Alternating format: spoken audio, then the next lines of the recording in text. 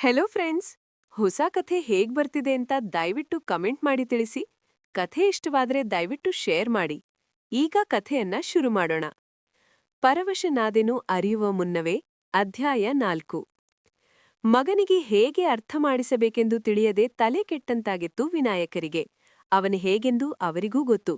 ಯಾರ ಮಾತನ್ನೂ ಅಷ್ಟು ಸುಲಭವಾಗಿ ಕೇಳುವವನಲ್ಲ, ತನ್ನದೇ ಸರಿಯೆಂದು ವಾದಿಸುವವ. ಇನ್ನೂ ಯಾಕೆ ಡ್ಯಾಡ್ ಇಲ್ಲೇ ನಿಂತಿದ್ದೀರಾ? ನೀವು ಹೇಳುದು ಕೇಳುದು ಎಲ್ಲ ಮುಗೀತಲ್ಲ, ಇನ್ನು ಹೊರಡಬಹುದು.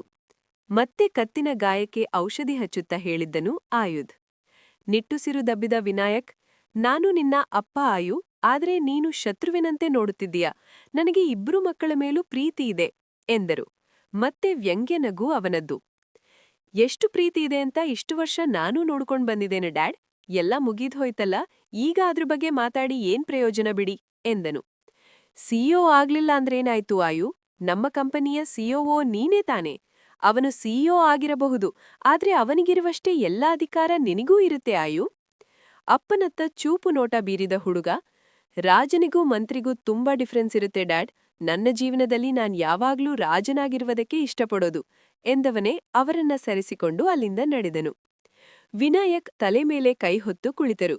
ಅವನನ್ನ ಸಂಭಾಳಿಸುವಷ್ಟರಲ್ಲಿ ಸಾಕಾಗಿ ಬಿಡುತ್ತದಲ್ಲ ಅವರಿಗೆ.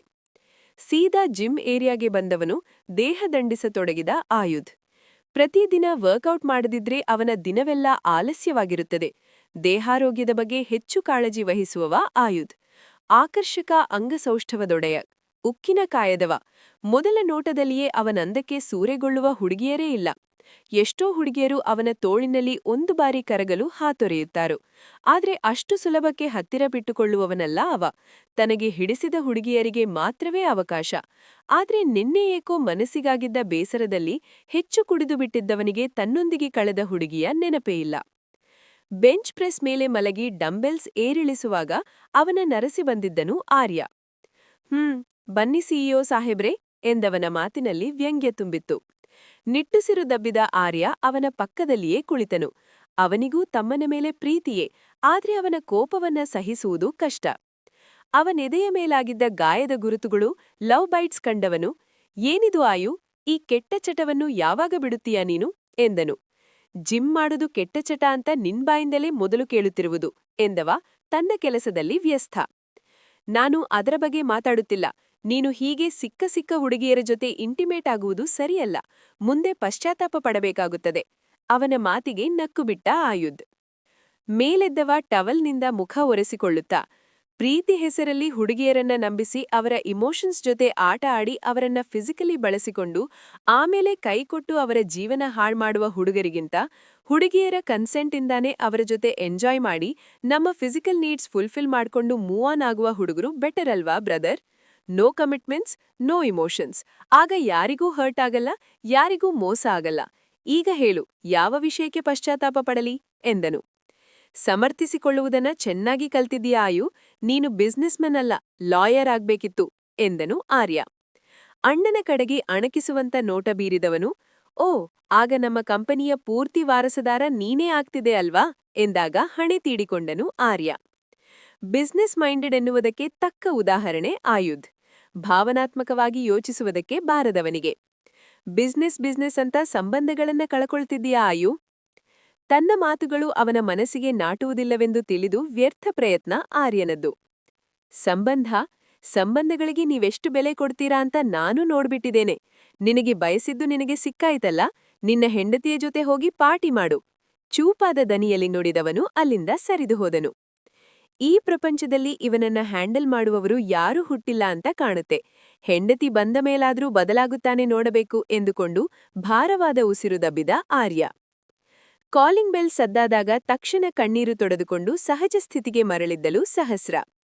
ಸಿಂಧು ಎದ್ದು ಬಾಗಿಲು ತೆರೆದಳು. ಅವಳನ್ನ ಕಂಡ ನರೇಂದ್ರ, ಅರೆ ಸಿಂಧು, ಯಾವಾಗ ಬಂದೆ ಅಮ್ಮ ಎಂದರು.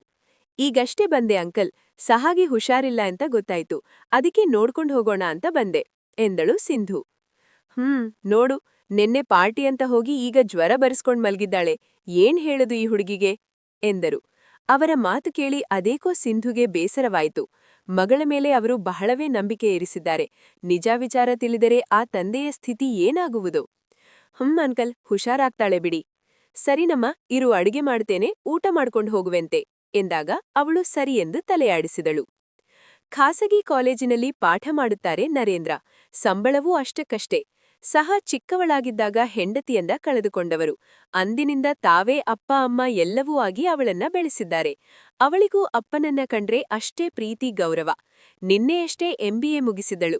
ಒಳ್ಳೆ ಕೆಲಸ ಗಿಟ್ಟಿಸಿಕೊಂಡು ಅಪ್ಪನನ್ನ ಚೆನ್ನಾಗಿ ನೋಡಿಕೊಳ್ಳಬೇಕು ಎಂದು ಕನಸು ಕಟ್ಟಿಕೊಂಡಿದ್ದವಳು. ಆದ್ರೆ ನಿನ್ನೆ ಅವಳ ಪಾಲಿಗೆ ಕರಾಳ ದಿನವಾಗಿತ್ತು. ಆ ರಾತ್ರಿ ಸಹಸ್ರಾಳಿಗೆ ನಿದ್ದೆಯೇ ಬರಲಿಲ್ಲ. ತನ್ನ ಅಪ್ಪನಿಗೆ ಸತ್ಯ ಮುಚ್ಚಿಟ್ಟು ಮೋಸ ಮಾಡುತ್ತಿದ್ದೇನೆ ಎನ್ನುವ ನೋವು ಅವಳ ಮನವನ್ನ ಹಿಂಸಿಸುತ್ತಿತ್ತು. ಕಣ್ಣಿನಿಂದ ಒಂದೇ ಸಮ ನೀರಿಳಿಯುತ್ತಿತ್ತು. ನಾನೇ ಆ ಹೋಟೆಲ್ಗೆ ಹೋಗಿ ಆ ಹುಡುಗ ಯಾರು ಎಂದು ವಿಚಾರಿಸಲೇ ಎಂದುಕೊಂಡರೂ ಮತ್ತೆ ಆ ಜಾಗಕ್ಕೆ ಹೋಗುವಷ್ಟು ಧೈರ್ಯ ಅವಳಲ್ಲಿ ಇಲ್ಲ. ಎಷ್ಟೋ ಹೊತ್ತು ಕಣ್ಣೀರು ಹಾಕುತ್ತಾ ಮಲಗಿದ್ದವಳು ಯಾವುದೇ ದಾರಿ ತೋಚದಾಗ ಕೆಟ್ಟ ನಿರ್ಧಾರವೊಂದಕ್ಕೆ ಬಂದುಬಿಟ್ಟಿದ್ದಳು. ಮುಂಜಾನೆ ಎಂದಿನಂತೆ ಬೇಗ ಎದ್ದಿದ್ದನು ಆಯುಧ್. ಪ್ರತಿದಿನ ಜಾಗಿಂಗ್ ಹೋಗುವ ಹವ್ಯಾಸ ಅವನಿಗೆ. ಮೈಮುರಿದು ಮೇಲೆದ್ದವ ಮುಖ ತೊಳೆದು ಬಂದು ಜಾಗಿಂಗ್ ಸೂಟ್ ತೊಟ್ಟು ಕಿವಿಗೊಂದು ಬ್ಲೂಟೂತ್ ಸಿಕ್ಕುಕೊಂಡನು. ಮನೆಯಿಂದ ಹೊರಬಿದ್ದ. ಆಗಿನ್ನೂ ನಸು ಮುಂಜಾನೆ. ಮೈ ಜುಮ್ಮೆನಿಸುವ ಚಳಿ, ಹಕ್ಕಿಗಳ ಚಿಲಿಪಿಲಿ. ಬಹಳಷ್ಟು ದೂರ ಜಾಗ್ ಮಾಡಿಕೊಂಡು ಬಂದಿದ್ದನು ಆಯುಧ್. ದೇಹ ದಣಿಯುವವರೆಗೂ ಓಡುತ್ತಾನೆ ಹುಡುಗ. ಕ್ರಮೇಣ ಅವನ ಹೆಜ್ಜೆಗಳು ನಿಧಾನವಾದವು. ಅವನೆದುರಿದ್ದ ಬ್ರಿಡ್ಜ್ ಕಡೆಗೆ ಕಣ್ಣು ಸಂಕುಚಿಸಿ ನೋಡಿದ ಆಯುಧ್. ಮೊದಲಿಗೆ ಅಸ್ಪಷ್ಟವಾಗಿ ಕಂಡ ದೃಶ್ಯ ಈಗ ಸ್ಪಷ್ಟವಾಗಿತ್ತು. ಬ್ರಿಡ್ಜ್ ಮೇಲೆ ಹುಡುಗಿಯೊಬ್ಬಳು ನಿಂತಿದ್ದಾಳೆ. ಸುತ್ತಮುತ್ತ ಯಾರೂ ಇದ್ದಂತಿಲ್ಲ. ಅವಳು ಏನ್ ಮಾಡ ಹೊರಟಿದ್ದಾಳೆ ಎಂದು ತಿಳಿದುಹೋಯಿತು ಅವನ ಸೂಕ್ಷ್ಮ ಬುದ್ಧಿಗೆ. ಕಿವಿಯಲ್ಲಿದ್ದ ಬ್ಲೂಟೂತ್ ತೆಗೆದವನು ಹೇ ಯೂ ಎಂದು ಕೂಗಿದ್ದನು. ಆದ್ರೆ ಆ ಹುಡುಗಿಯಲ್ಲಿಂದ ಕದಲಲೇ ಇಲ್ಲ. ತಕ್ಷಣ ತನ್ನ ಎಲ್ಲಾ ವೇಗವೆಳೆದುಕೊಂಡು ಅತ್ತ ಓಡಿದನು. ಆದ್ರೆ ಅವನು ಅವಳನ್ನ ಸಮೀಪಿಸುವಷ್ಟರಲ್ಲಿಯೇ ನೀರಿಗೆ ಹಾರಿಬಿಟ್ಟಿದ್ದಳು ಆ ಹುಡುಗಿ.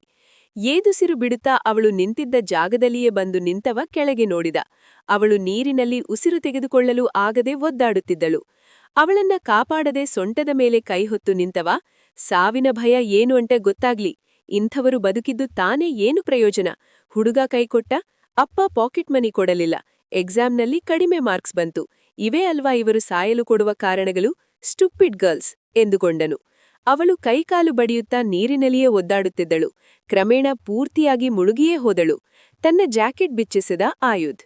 ಮುಂದುವರಿಯುವುದು. ಕಥೆ ಹೇಗ್ ಬರ್ತಿದೆ ತಪ್ಪದೇ ಕಮೆಂಟ್ ಮಾಡಿ ತಿಳಿಸಿ.